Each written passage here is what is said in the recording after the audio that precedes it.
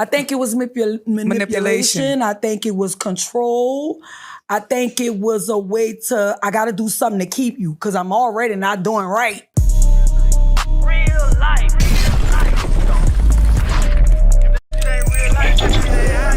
It ain't real life. Just ain't real life street stars. You know what time it is. All right, so Missy, I have to ask you. We're speaking on what you do to Baby, and I have to get your take on it because, you having your history with him. When you see him walk to the Breakfast Club and sit down with a bunch of goons and say, put some respect on my name.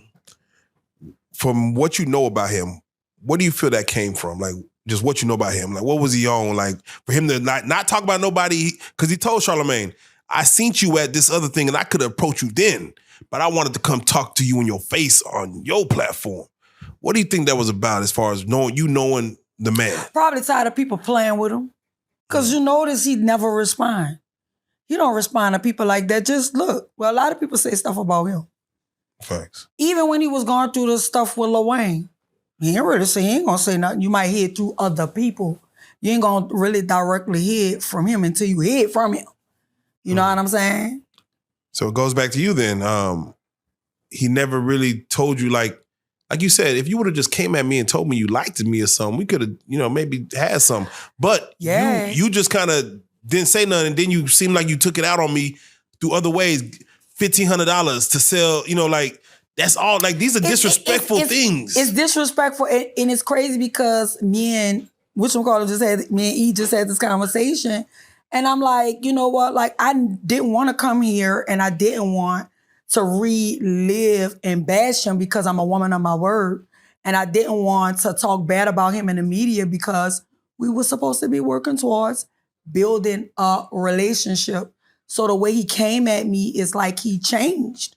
So I'm like, oh, all right. So I'm ready to help her for you. Yeah, that bitch Turk, I got you. I said, I'm about to go around. I'm going to let them know. You know what I'm saying? Yeah. Because I feel like I'm a nurturer too, as a mom, So if you're telling me I hurt you, I'm trying to figure out what's the problem. How we gonna get to past this solution or whatever. Yeah. But he was telling me that shit for manipulation. So I have to go to the next thing in which, you say you was with Juvenile. He made a diss record. There is a picture of Birdman kissing Wayne. And mind you, I know your relationship with Wayne and your relationship with Birdman. But when you see that picture, and you hear everybody talking about what it was and, father, son, and stuff like that, with New Orleans, what do you take from that picture personally? I love Lil Wayne. And I know that, we all dealt with something with that Cash Money situation. Like, I believe that I developed being bipolar, just dealing with the traumatic stuff of even watching group fights. I watched UNLV fight for money, like them literally throwing chairs at each other to get money. Yeah. I watch him throw us in crosses. You know what I'm saying? Tell BG shit about me, tell me shit about BG, tell Shorty shit about me. Like, not a real leader, like, is no unity. And as soon as you're not doing what he wants you to do, then he pinning people against you. Like, let me give you a good example. Wayne is a good boy. Wayne always been a good boy. You heard me? He had nothing to do with the Louisiana Fest. I would never turn against him for that because he gave me an opportunity in the beginning. I was the first. Just like I was the first girl of Cash Money, and this nigga trying to take away my legacy and don't want nobody to know. Wayne always acknowledged me and let me know, and that's why I have respect for him. He was beefing with Baby or whatever, and he still was communicating with me. Even when he had a good relationship with Baby, I got pictures with me and him chilling. You understand what I'm saying? But with Baby just was playing on me like I was a loser. And I sold all those records. Oh my God. Wait, what I was supposed to be asking? The question was, Miss T. What? When you seen the picture with Lil Wayne kissing or Baby kissing Lil Oh, Wayne. I was getting back to that, yeah. What you think it was? And I think it was manipulation. I think it was control. I think it was a way to, I got to do something to keep you because I'm already not doing right. So if I get this over here, it's like the same shit with Puffy. Like when I remember one time when I was beefing with that nigga, I put on Instagram, him and Puffy just alike. Think about it. It's not far-fetched. It's not far-fetched, and they both rose to the same heights, same amount of money. Over all late artists. How can Juvenile be lower than motherfucking Birdman? Yeah. Birdman got about 3-4 million. Juvenile barely reach 1 million on Instagram. He is the star. But Baby used us because he been wanting to be a star. When Baby first came out, Baby had a record called Need a Bag of Dope. Google it. I'm on it. I'm on that talking baby talk. It's called Need a Bag of Dope. I'm on that bitch going, Moline, Tolanda, Silatala, like I'm reggae, right? Mm-hmm. And he called it baby talk. He been trying to be a rapper. They wasn't feeling him. He was Baby, B32. Yeah. But so big timers. Yeah, so that's when he started, when the opportunity, we already did the groundwork. Nigga, we sold all the records. Yeah. UNLV was selling 300,000 fucking records from Southwest and Selecto hits back then. Mm. The guy Lil Slim video I sent you. Yeah. What he told you, we was doing 40 and 50,000 records. At the time, we was beefing with this record company called Big Boy, right? Yeah. We was beefing with them. But Big Boy was showing off on us. I talked about that, remember? Yep. They had more. They had limos. They had all kind of shit. We were struggling and barely getting paid.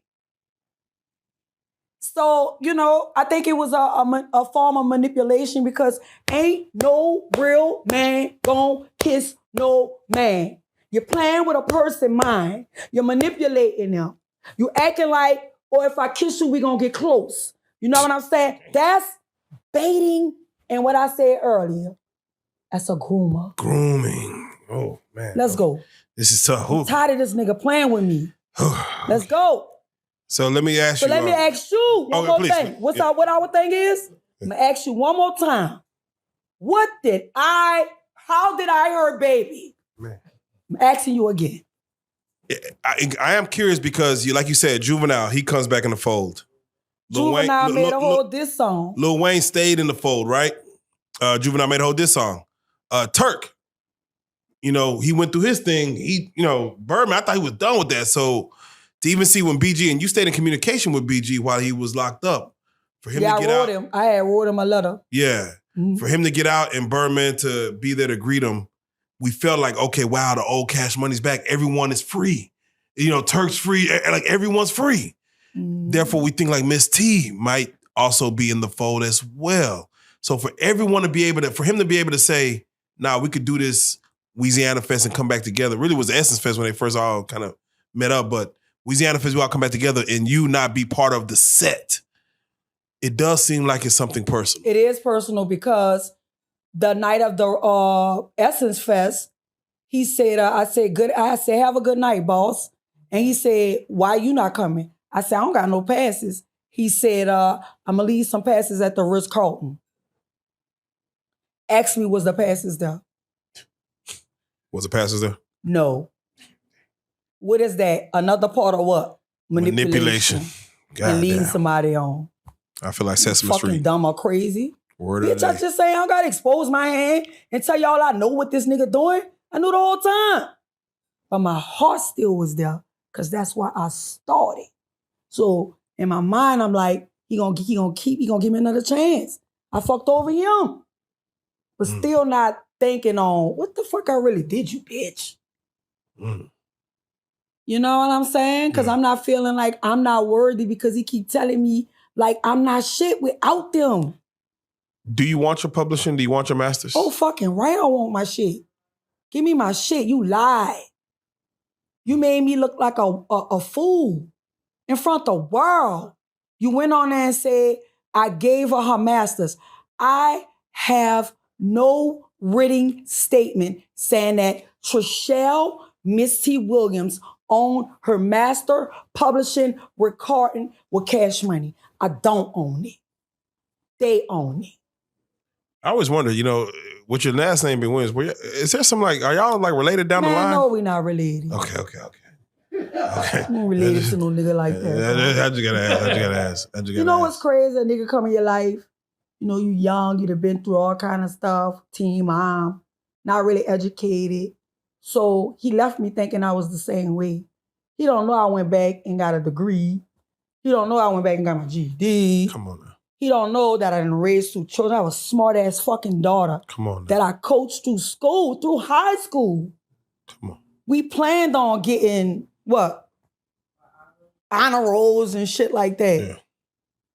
I taught my baby about vision boards and stuff like that. Like he don't know the good person and who I am and how I have matured as a woman because you keep thinking on me like I'm 14 and 15. And you know why? Because that's where his mind is, not mine. When somebody elevate, they don't think like that. When somebody heal, they don't do shit like that. I'm a healed woman. When I'm not, the time I wasn't with Cash Money, I worked through all my shit. I'm not completely there, but I didn't have therapy sessions about Cash Money. You know what I'm saying? I didn't have men friends that came in my life that told me my self-worth when I didn't know it. When I have a nigga like Baby telling me I ain't gonna be shit without him. He the nigga that gave me my start. Playing in my face every time he come down here, giving me his phone number. He signed, remember when he signed Mystical? Oh yeah. Remember? Yeah. That quick little. Oh, another stone across my fucking Band-Aid across my heart. Oh, Fat, you want to come to Miami? Yeah. I'm going to get my travel guy, Josh, to call you back. All right. Yeah, we doing a video with Mystical. My last $300 in the bank, getting my health fixed and everything. He told me he was going to call me. Travel guys, Josh going to call me back. I ain't never hear from Baby. So I'm going to ask you again, how did I hurt Baby? You trying to dig this puzzle up, bitch. Yeah, we digging this puzzle. Because he told me I hurt him a couple of months ago, he just said. So since you opened these old wounds, do you not worry about what like Tony Braxton might feel about all this? Fuck no. I never was interested in him like that. I was a young girl. I didn't like a nigga with a funky breath. But baby, and no disrespect, I'm just telling you, I'm just trying to put you in the mind of a teenager. That's Put good. in the mind of a teenager you met at 14 and an old ass nigga at 20-something years old. You're not looking at him like that, man. He got goals in his mouth, his breath funky. I'm a musty kid too, but I'm saying, you not looking at that. Well, was he bald back then? He wasn't bald, but he had the Sanford's cut. He cut all his hair off because he had that little cut. Okay, yeah. For a minute. I thought you might like dreadheads or something. Maybe. Nah. Okay.